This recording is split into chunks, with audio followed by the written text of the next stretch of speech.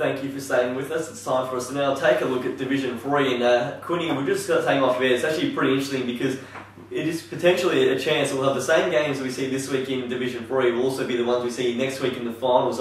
We've got, of course, South Morang on top of the ladder, second and third yet to be decided with, of course, St Mary's and Parkside fighting for that position for a double chance in the finals, mind you. And, of course, Panton Hill now looks to have taken that fourth spot ahead of Reservoir last weekend. Reservoir jumped out to a massive start in that game against the Redbacks, led by 5 goals at quarter time and didn't actually have their score in the second quarter, while Panton Hill slammed on 8 goals 9 and it was just about all over from there. So Panton Hill, a big victory now with such a big percentage over Reservoir. Also a game up on the Mustangs. Looks like Panton Hill will definitely hold off that spot. It means that this weekend we've got a couple of big games. We've got, of course, South Morang is taking on St Mary's in a massive game for, I guess, the Boroughs as well. They're opening up their new club rooms down at Watmore Park, so it's a new ground, and we also see Parkside taking on Panton Hill. So if those two games, we see Panton Hill win that one and St Mary's win that, we'll actually have the same games once again. Of course, a chance that both the results will go the other way, so we won't look too far ahead.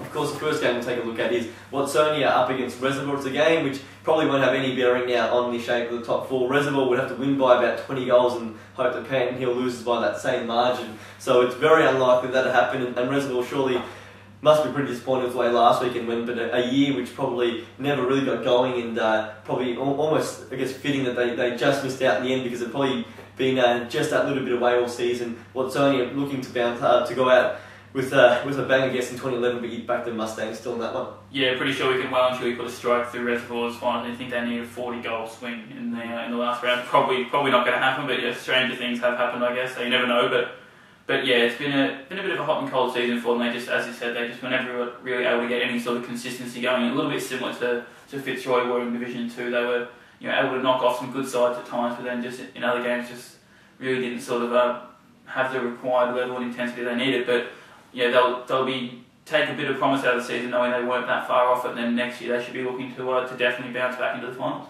Good to see for Watsonia, Nick Gaylor getting a game on the weekend, and he was actually the winner of the Under-17 Red Best and Fairest. So good to see him getting a game in a side probably developing along now. Panton Hill hosts Parkside on the weekend. It's a very interesting game because Panton Hill, they've only now just finally stuck into that top 4. It's taken them pretty much all season to actually cement that spot. But they had every chance of winning this game and doing some damage in the finals. A side that all year have been saying how bad their injury run's been, but now it's just starting to click, and a great win for the club on the weekend. Joffa Byron's been a really, probably since he's taken over at the club, things have turned around. No disrespect to John Garrett, I think he was doing a good job there, but just seemed to have no luck at all. Every single week they seem to be getting 2 or 3 injuries, and since that change has happened, I guess a bit of luck has just swung their way. Parks, on the other hand, one club now probably struggling a bit with injuries themselves, and over the last month, all they got to win on the weekend, the results probably have just not gone the way we would have probably expected them to, and they're actually a chance now to finish the season in 3rd spot, despite sitting 2nd for just about the entire year. Dallas King kicked 7 on the weekend, but they're still waiting on the return of Andy Bennett, but I actually think that in this one, on their home patio, I think Panton Hill might pull off somewhat of an upset, and I reckon they'll win a pretty close game there. Yeah, and as you said, Parkside have had a little bit of a drop-off in form, so yeah, if you could pick any time to have your injuries, you'd rather have them at the start rather than the end of the season. So Panton Hill could be lucky in that way, because now they have made the finals, they should be able to get a full side on the park. But yeah, I think especially as they start to get a bit of continuity and things back with the team as well, besides just bringing players in, and then they're never going to be as good the first week or 2 back. If they can keep that, something like their best 22 together for the finals, they'll definitely be one of the teams to watch in the next month. I guess for Panton Hill, a win against South Morang, going back nearly a month now, knocked off Reservoir by a big margin, knocked off St Mary's just about, I think the week before they actually knocked off South Morang. Did lose to the Boroughs last time around, but not by too much. So they've shown some good form against those sides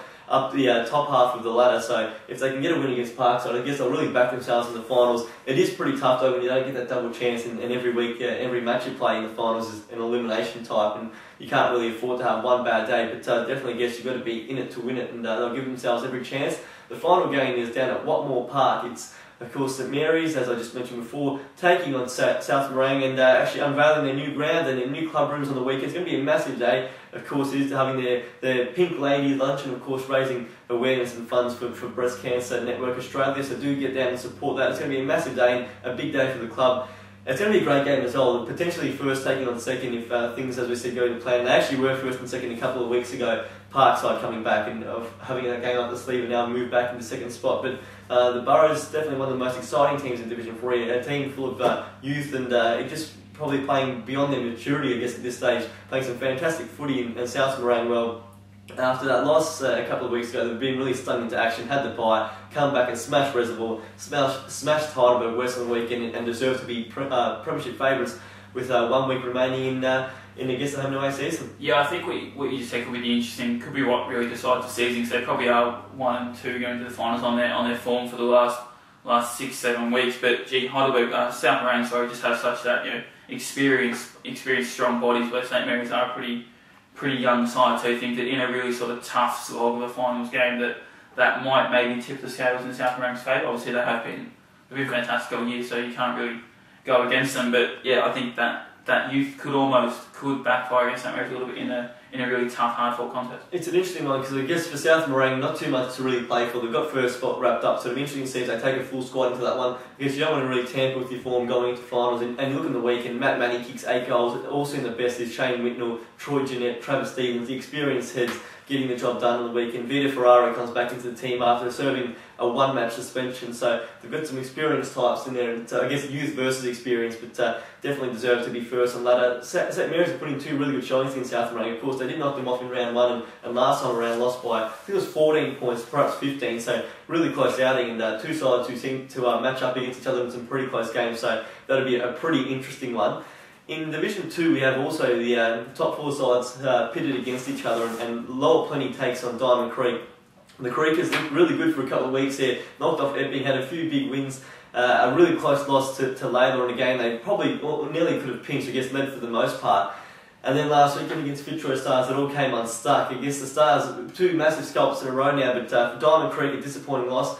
And Lower Plenty just marching on again, and a chance this week with a win to finish the season with just 1 loss for the year. Of course, the reserves still undefeated, and the under-19s undefeated, so a chance that the whole senior club goes through the whole home and away year with just a 1 loss.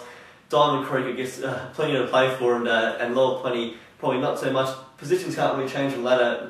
Diamond Creek looking to get some respect back, but Lower Plenty looking to end the year on a positive note. Yeah, I think Lower Plenty just they won't really tamper their team or anything like that. They've been fantastic all year, and obviously they'll just want to keep that rolling into the finals, especially coming up against a potential finals opponent. If Diamond Creek would make it through to a game against Lower Plenty, they could meet again in the finals. But yeah, I think if it was against maybe one of the bottom 4 sides, they'd be more inclined to rest a few players. But against another finals contender, they really want to sort of not only stamp their authority over Diamond Creek, but also give a bit of a warning to the rest of the competition to say that they're definitely the one to beat.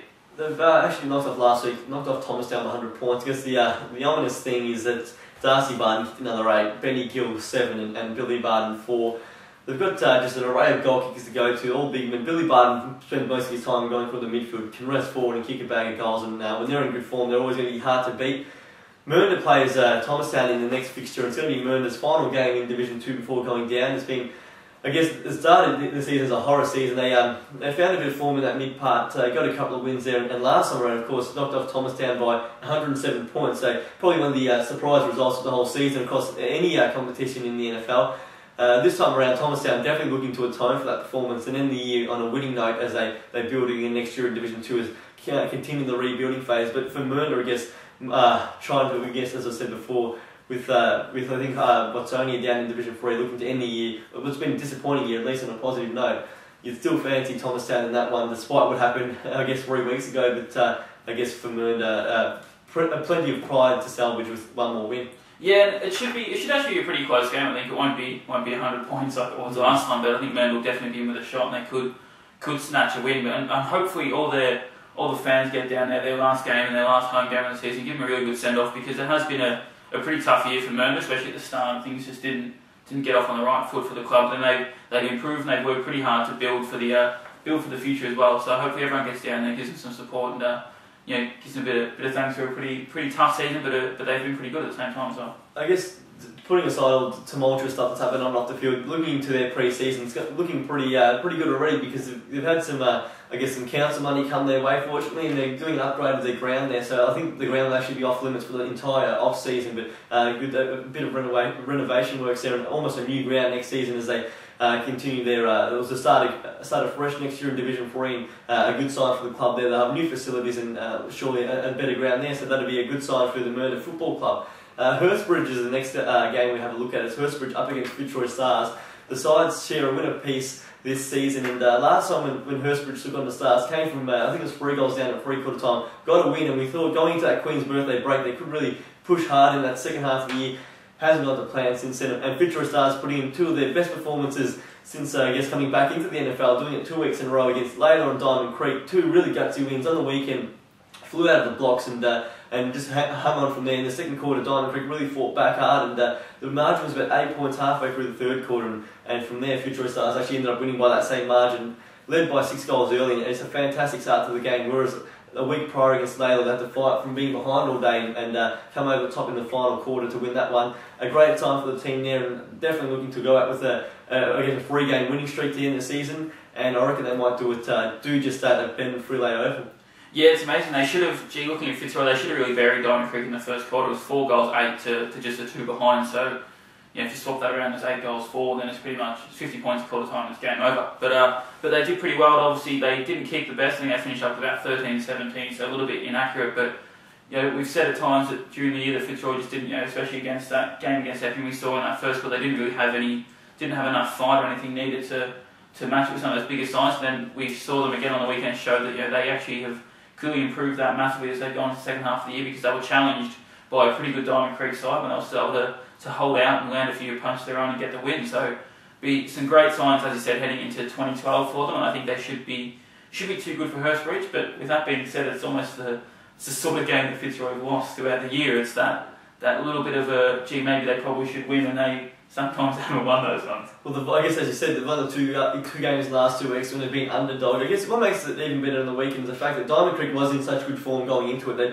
pulled off probably 2 of their better wins for the season, and you just thought that they'd just go on and beat Fitzroy Stars comprehensively, probably by about 6 or 7 goals, and it didn't go to plan, so went on to the Stars winning that one, and you would expect them to finish the season with a 3rd consecutive win. And the final game of Division 2 is the NFL match of the day. It's down at Epping Recreation Reserve, Epping taking on Layla, and you couldn't ask for a more anticipated game, because a more enticing encounter. It's 2 arch rivals going head-to-head for a spot to finish the season in 2nd spot, and a double chance come finals time. Layla's been in 2nd just about the whole year, have lost that standing over the past 2 weeks. That lost to Fitzroy Stars, taking them away and pushing them down to 3rd spot. Epping just continued to win pretty much since round 2 this year. Lost to Diamond Creek a couple of weeks ago, and we felt that their finals chances, their top 2 chances might have gone by the wayside. But I guess that shock result with Layla going down to the Stars has turned that all around. And on their home paddock, they've been in some pretty good form. Both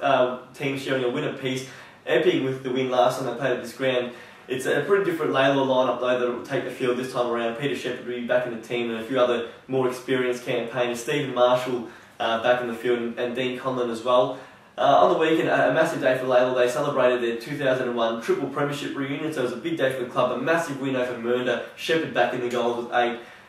Shannon Smith kicked 7. They also farewelled Stephen Marshall to Sydney Crescent Reserve. I think he'll hang up the boots at season's end. So they've got a lot to play for there, of course. Such a revered figure down at the club. They've had a massive win.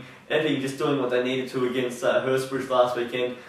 I think, I guess it's even money in this one. I guess it's hard to split it either way. I guess the fact that they're such fierce rivals as well just makes it even more interesting, because any of those games that can go either way. I think Epping on their home paddock might, I guess I'll get my tip just on that alone, but I wouldn't be surprised by any stretch of the imagination if Layla won this game. They have been sitting 2nd for most of the year, probably more deserving of that 2nd spot, but I guess footy is not always a fair game. With a double chance in the finals at stake, both sides will be giving 110% on Saturday. Yeah, I think when you've got 2 sides with two gun forwards, obviously Shepherd's one of the stars in Division 2, but then Willits has been fantastic for Epping as well. Yeah, it really comes down to, and knowing the way these 2 teams play, it comes down to who can control the middle of the park, and if they can get a run into their forward 50 without much pressure, then getting to those big targets will be the massive deciding factor of the game. With that being said, I think that Daniel Moore's form for Epping this year he's probably best player in the comp for Divi 2, so he's been fantastic. And if he has another good day and can really get it going out of the ruck to those midfielders running through for Epping, then that could give them the edge. And I think that at home with a lot to play for, they'll be a little bit too good for Layla, but a couple of kicks, you wouldn't think. Well, Mathew will probably play on more, and that's a pretty interesting matchup because they're two ruckmen who are very versatile and move around the ground really well, so that'll be an enticing matchup to have a look at, but it is shaping as a ripper game, so make sure you are tuning in to 88.6 Plenty Valley FM from 1pm. We have the preview show with myself, Liam Seaty will be back, as will Sam Patrick, and of course all the action from 2 o'clock and what's going to be an absolute ripper game, almost like a final first up. And of course it is pretty tough to win those premierships when you finish outside the top 2, and as we've seen in the past, it is pretty hard, as we mentioned in Division 3, when you have to win every game and pretty much an elimination final. So it's shaping as a beauty. Make sure you are tuning in, and of course go on the Facebook page and you get all the updated results from around the grounds. We'll also present those to you throughout the radio call on the day. So thank you for your time tonight, and we'll be back again next Thursday to preview what will be finals in Division 2 and 3 and the final game in Division 1. It's going to be a massive weekend, and we look forward to having your company. See you again next week.